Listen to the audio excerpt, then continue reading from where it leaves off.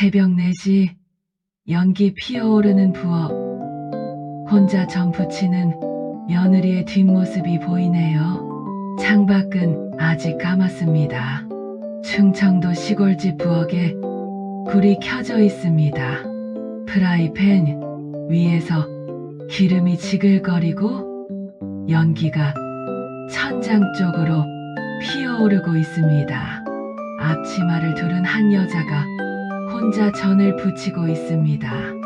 명절 아침, 이 집에서 가장 먼저 일어나는 사람은 언제나 이 여자입니다. 이름은 지은. 올해 34, 결혼한 지 꼭 5년이 됐습니다. 지은은 뒤집개를 들고 천장을 한번 올려다봤습니다. 숨을 한번 내쉬었습니다. 그리고 다시 프라이팬을 바라봤습니다. 세상에서 가장 힘든 관계를 꼽으라면 많은 분들이 이것을 꼽으실 겁니다. 시어머니와 며느리, 사랑도 아니고 원수도 아니고 그렇다고 남남도 아닌 한 남자를 가운데 두고 평생 줄다리기를 해야 하는 두 여자의 관계. 오늘 이야기는 그 두 여자에 관한 이야기입니다. 그런데 말입니다. 이 이야기는 여러분이 예상하는 방향으로 가지 않습니다. 시어머니가 나쁜 사람으로 끝나지 않습니다. 며느리가 착한 사람으로만 끝나지도 않습니다. 그 사이에 숨겨진 것이 있습니다. 그것이 밝혀지는 순간 아마 여러분은 눈물을 흘리실 겁니다. 자, 시작합니다.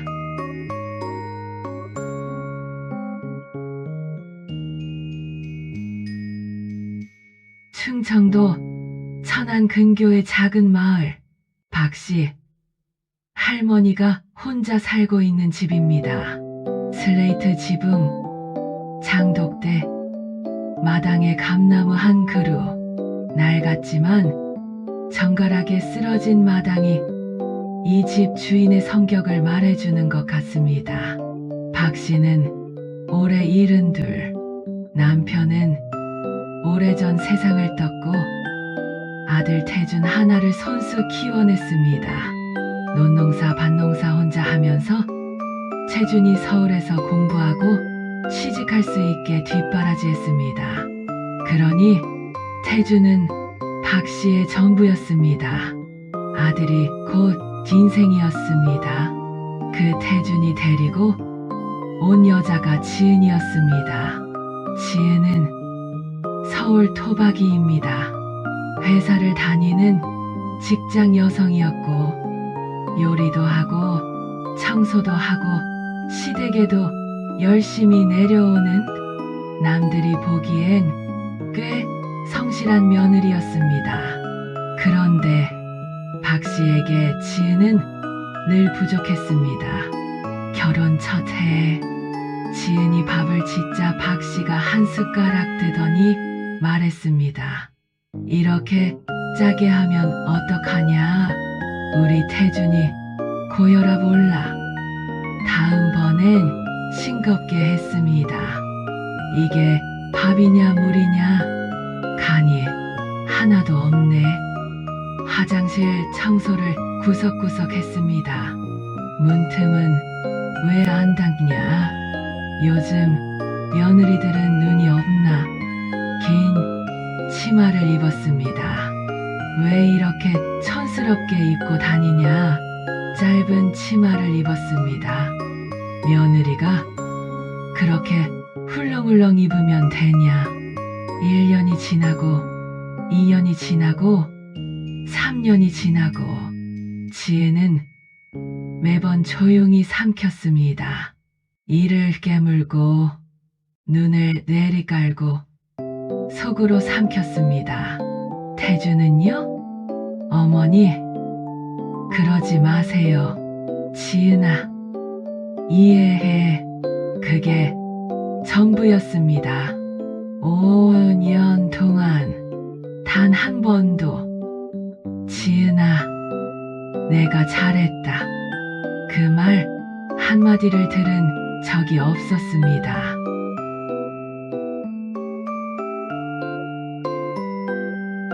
그리고 오늘 결혼 5년째 추석 아침 새벽 4시부터 일어나 전을 부치던 지은의 등 뒤로 박씨가 부엌에 들어왔습니다. 슬리퍼 끄는 소리, 지은의 어깨가 자동으로 굳었습니다. 박씨가 전 하나를 집어 들더니 한 입 베어 물었습니다. 전이 왜 이렇게 두껍냐? 기름이 속까지 안 뱄잖아. 지은은 대답하지 않았습니다. 잠깐의 침묵, 그리고 박씨가 또 말했습니다. 그나저나 너는 애는 언제 낳을 거냐? 결혼한 지 5년인데 우리 태준이 나이가 몇인지 알아? 내가 손자 보기 전에 죽겠네. 지은의 손에 들린 뒤집개가 멈추었습니다. 프라이팬에서 기름이 튀었습니다. 지은은 그것도 느끼지 못했습니다. 5년이다. 5년 동안 들었다. 밥이 짜다. 밥이 싱겁다. 청소를 못한다. 옷을 이상하게 입는다. 애는 언제 낳냐? 그래도 참았다. 그래도 참았는데.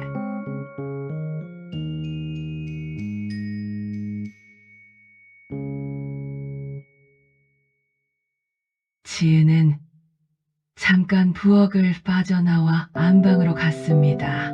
자고 있는 태준의 얼굴을 내려다봤습니다. 이 남자를 보면 지금도 좋습니다. 성실하고 착하다는 것도 압니다. 어머니 때문에 중간에서 힘든 것도 압니다. 그러나 이 남자는 어머니 앞에서 단 한 번도 아내 편을 들어준 적이 없었습니다. 지은아, 이해해. 어머니, 그러지 마세요. 그 말이 몇 년째 반복됩니다. 이해는 누가 합니까? 그러지 마세요는 왜 아무 소용이 없습니까? 지은은 창문 밖을 바라봤습니다. 마당에 감나무가 새벽빛 속에 서 있었습니다. 내가 여기서 계속 이렇게 살아야 하나? 내가 여기 있어야 하는 이유가 뭔가? 5년을 참았는데 5년을 더 참아야 하나? 그 생각이 새벽 공기 속에 천천히 퍼졌습니다.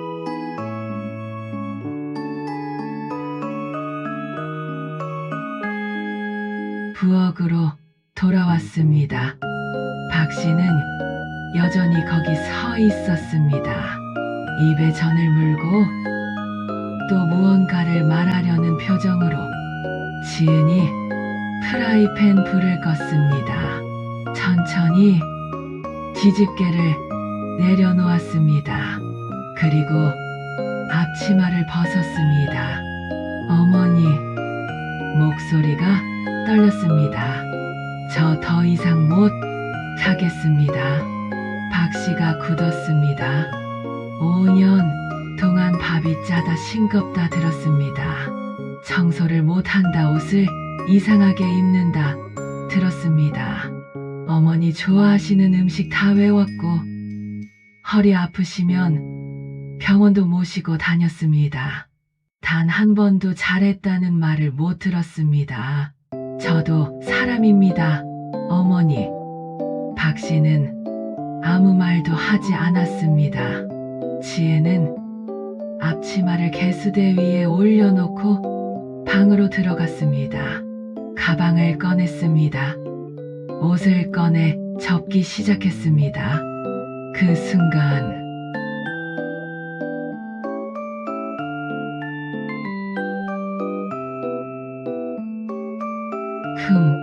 소리가 났습니다. 부엌에서였습니다. 지은이 달려갔습니다. 박 씨가 부엌 바닥에 쓰러져 있었습니다. 전이 프라이팬 밖으로 튀어나와 바닥에 흩어져 있었고, 박 씨는 그 옆에 쓰러진 채 눈을 감고 있었습니다. 어머니, 지은이 달려가 무릎을 꿇었습니다. 어머니, 정신 차리세요. 박 씨의 얼굴이 창백했습니다. 지은은 떨리는 손으로 119를 눌렀습니다. 그리고 박 씨의 손을 꼭 잡았습니다. 태준아, 그 소리에 태준이 방에서 튀어나왔습니다.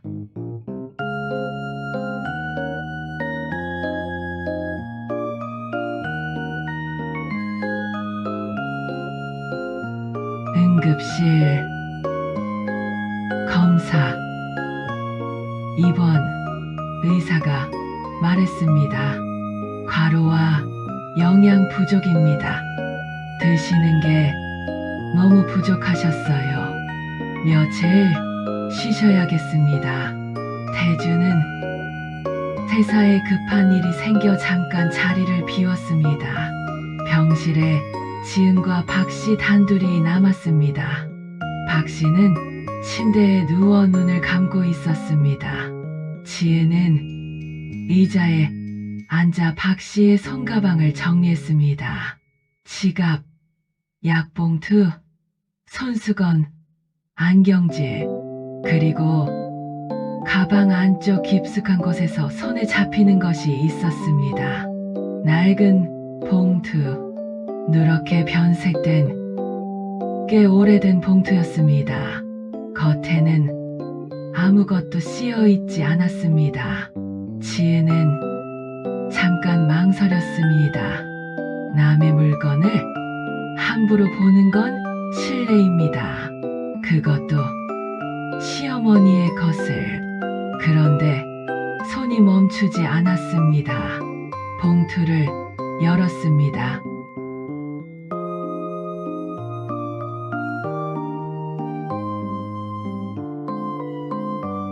봉투 안에는 편지가 2통 들어 있었습니다.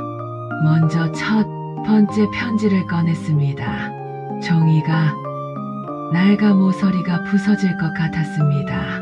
오래전에 쓰인 것이 분명했습니다. 편지 맨 위에 이렇게 적혀 있었습니다. 박 씨에게 시어미로부터. 지은의 눈이 커졌습니다. 천천히 읽어 내려갔습니다. 편지에는 이런 내용이 담겨 있었습니다. 나는 내가 마음에 들지 않는다. 밥이 짜다. 청소를 못한다. 옷을 이상하게 입는다. 우리 아들이 왜 저런 여자와 결혼했는지 모르겠다. 지은의 손이 떨렸습니다. 이 말들이 지은이 5년 동안 들어온 말들이었습니다. 읽던 손을 멈추었습니다. 그리고 다시 읽었습니다. 처음부터 편지는 한 장이 아니었습니다. 여러 장에 걸쳐 박 씨가 시집살이를 하며 겪은 일들이 담겨 있었습니다. 밥을 아무리 잘해도 욕을 먹고, 청소를 해도 구박을 받고, 명절마다 새벽부터 일어나 혼자 전을 부쳤다는 이야기. 그리고 편지 마지막 페이지. 박 씨가 젊었을 때 일기처럼 써놓은 듯한 구절이 있었습니다. 나는 절대로 며느리한테 이러지 않을 것이다. 내가 당한 만큼 절대 하지 않을 것이다. 맹세한다. 지은은 숨을 멈췄습니다. 박 씨도 이것을 당했습니다. 똑같이 그 고통을 알면서, 그 고통이 얼마나 큰지 알면서 그래도 자신에게 그것을 했습니다. 왜?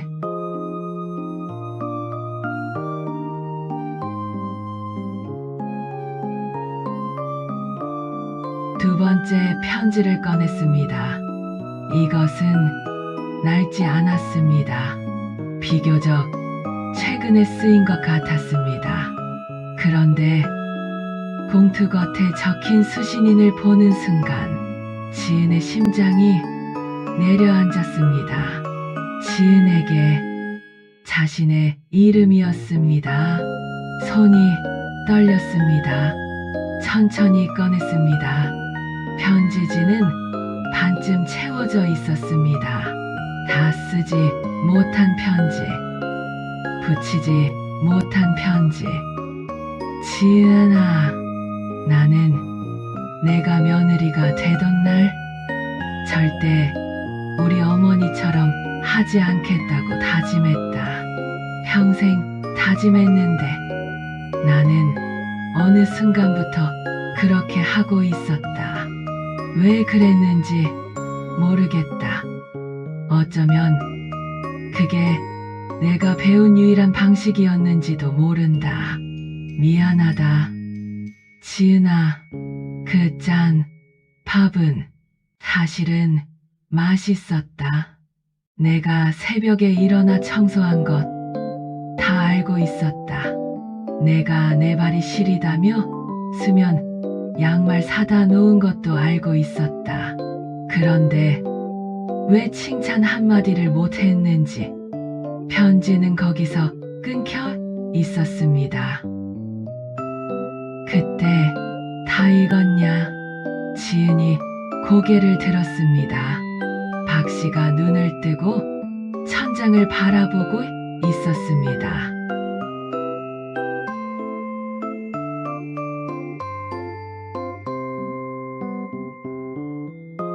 긴 침묵이 흘렀습니다. 아무도 먼저 말하지 않았습니다.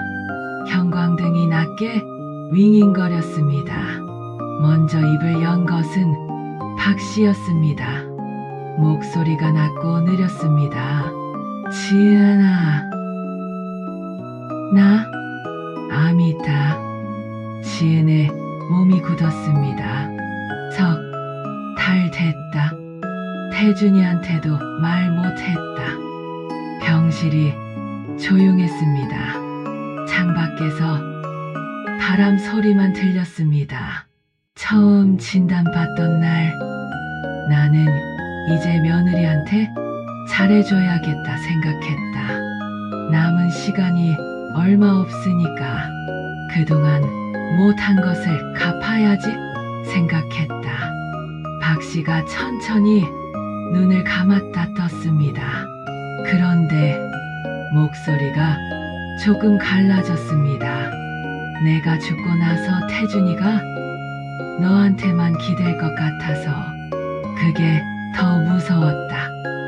너도 힘들고 태준이도 힘들 텐데 차라리 내가 더 나쁘게 굴어서 내가 질려서 떠나버리면 태준이가 나 없이도 혼자 서는 법을 배울까 싶어서 눈물이 박 씨의 귀 뒤로 흘러내렸습니다.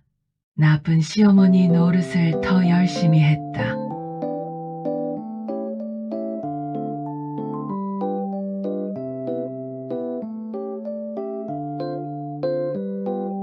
지은은 아무 말도 할 수 없었습니다. 5년 동안 짜다, 싱겁다, 청소 못한다, 옷 이상하다. 그 모든 말들이 지금 이 순간 다르게 들렸습니다. 사랑하는 방법을 모르는 사람이 사랑을 표현하는 유일한 방식, 상처를 줘서 멀어지게 만들려 했던 그 사람이 사실은 가장 가까이 있어주기를 바랐던 것은 아닐까. 그 말은 밉다가 아니라 나 무섭다였던 것은 아닐까. 지은은 손가방을 내려놓았습니다. 의자를 박 씨 침대 가까이 당겼습니다. 그리고 박 씨의 손을 두 손으로 감쌌습니다. 박 씨의 손이 차가웠습니다. 주름이 깊고 마디마디가 굵었습니다. 평생 일만 한 따뜻한 손이었습니다.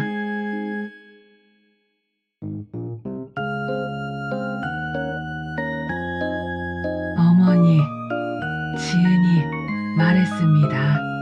목소리가 조금 떨렸지만 또렷했습니다. 저 알고 있었어요. 박 씨가 고개를 돌렸습니다. 작년에 어머니 혼자 버스 타고 병원 가시는 거 봤어요. 서울 큰 병원으로 가시는 거. 혼자서. 박 씨의 눈이 흔들렸습니다. 의사 선생님께 연락드렸어요. 사정 말씀드리고 여쭤봤어요. 선생님께서 말씀해 주셨어요. 긴 침묵. 그때부터 알았어요. 박 씨가 입술을 굳게 다물었습니다. 그러면 왜? 말이 나오지 않았습니다. 왜 안 갔냐고요? 지은이 박 씨의 손을 더 꼭 잡았습니다. 어머니 마지막을 혼자 보내게 하고 싶지 않았어요. 그게 다예요. 박 씨가 눈을 감았습니다. 입술이 떨렸습니다. 참으려는 것이 역력했습니다. 그러나 참을 수 없었습니다. 소리 없이 눈물이 흘렀습니다.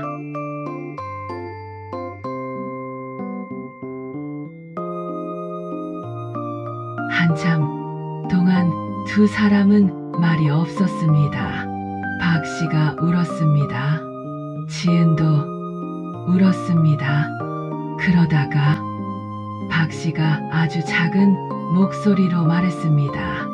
그 짠 밥. 지은이 고개를 들었습니다. 진짜로 맛있었다. 지은이 웃었습니다. 울면서 웃었습니다. 청소도 잘했다. 또 한참이 지났습니다. 박 씨가 지은의 손등을 가만히 두드리며 말했습니다. 내 진짜 딸이 너였으면 좋았을 텐데. 그때 정실 문이 열렸습니다. 태준이 들어왔습니다. 두 사람을 보았습니다. 어머니, 왜요? 지은아, 무슨 일이야? 왜 두 분 다 눈이 빨개요? 박 씨가 천천히 말했습니다. 태준아, 내 아내한테 잘해라. 이 사람이 없었으면 나 큰일 날 뻔했다. 태준이 지은을 바라봤습니다.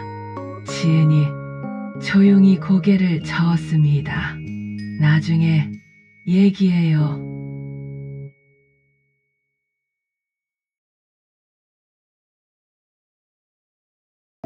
병실 창문으로 저녁 노을이 들어왔습니다. 주황빛이 박 씨의 침대를 물들였고 지은의 손등을 물들였으며 태준의 어깨를 물들였습니다. 세 사람이 한 공간에 있었습니다. 처음으로, 진짜로, 가족으로. 여러분, 시어머니가 밥이 짜다고 했을 때 그것은 어쩌면 가장 서툰 방식의 사랑이었는지 모릅니다. 며느리가 5년을 참았을 때 그것은 어쩌면 가장 조용한 방식의 사랑이었는지 모릅니다. 두 사람이 서로를 향해 했던 모든 것이 사실은 처음부터 사랑이었습니다. 다만 표현하는 방법을 몰랐을 뿐. 오늘도 토끼 라디오와 함께 해주셔서 감사합니다. 이야기가 마음에 드셨다면 구독과 좋아요 꼭 눌러주세요. 다음 이야기에서 또 만납니다.